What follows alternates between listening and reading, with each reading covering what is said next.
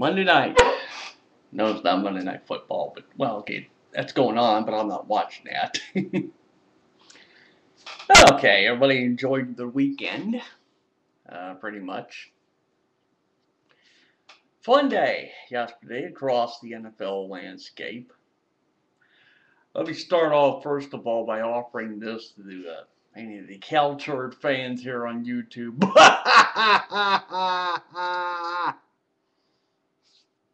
Gotta get that out of the way.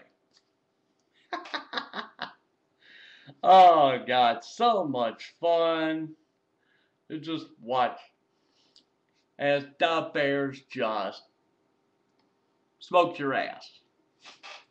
0-2. Oh, God, that made my day. That made my Sunday right there. Of course, my Sunday would have been a hell of a lot better if the Redskins had won. How you blow a 17-point lead halfway through the third quarter. Oh, God, how aggravating did that get? How aggravating. I mean, well, at least now they understand a few things. One, Donovan McNabb can throw the ball. Two, it's amazing how Joey Galloway is still, well, the guy's got to be somewhere, 32? So I forget how old he is now, but it's amazing he still has legs. Pretty much the game turned on, well, it turned on two plays. One is where McNabb heaved this thing like 70 yards in the air. All Joey Galloway would have had to do, because at this point it was 21-10. Oh, well, not 21-10, I'm sorry. It was 21-20 at that point. 27-20, I'm sorry. But as I said, McNabb throws this thing 70 yards in the air. And all Joey Galloway had to do was just get to the ball in the end zone, and it's head for the Metro. The game's over.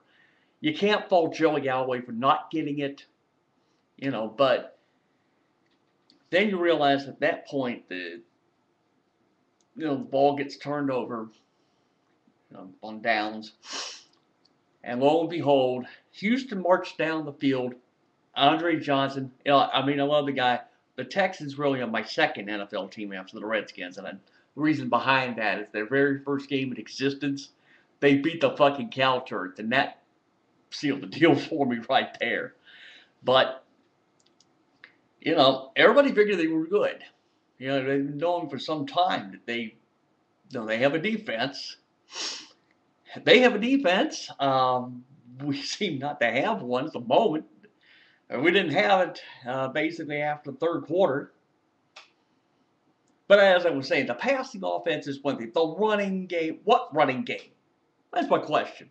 What running game we have? What running game?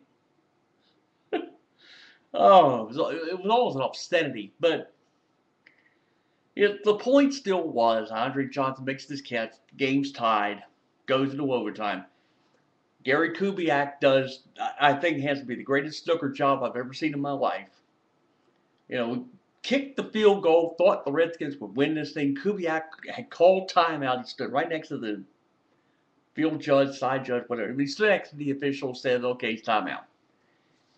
So you got to have to do over, and when we get a field goal kicker that just can't do it twice in a row.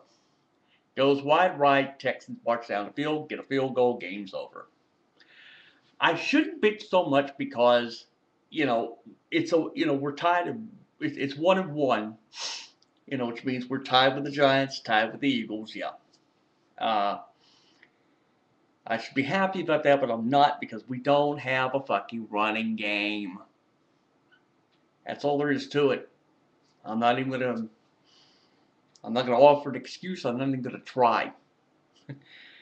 And I said it when I made this video earlier in the week or last week, and I said I had serious apprehensions about this game. Turns out I was right. This is what happens. You've been watching the NFL Red Zone channel really till about 4 o'clock, and then I had to watch the Redskins game in its entirety. Anyway. A lot of games, as we said, across the NFL landscape. I only pointed out the Dallas game and our game, and I don't know. Countless others, I'm sure, it would come to me if I had time. But that doesn't matter. Got finished watching the Nationals tonight. Complete disaster. We're playing Houston. I mean, we're playing the Astros, okay? Levon Hernandez on the mound, you figured, okay, this should be good. I'm sorry. Uh, Levo's out of gas now for the remainder of the year, as far as I'm concerned. He's out of gas. So I think now at this point, you're just trying to get through these last 2 weeks of the season, trying not to lose 100 games. But, you know, what are you going to do? Oh, but at least the game has some moments, man. Danny Espinosa. I said before, I saw this guy July at Harrisburg. You know, he's a joy in September. Doesn't show with the batting average, but he pulled up a web gem tonight. I'm kind of hoping I got Baseball Tonight here in the background. At some point, I'm going to get off here and watch that and see if it makes the list. But you got to see it. If you haven't, or get your chance, look at Baseball Tonight as I'm doing this, which is about 10:15 here on the East Coast on a Monday night. Get your chance, whatever. It will be the night. Whatever the case may be, you will see the highlight. Great over, it's just running out short. He was playing shortstop tonight.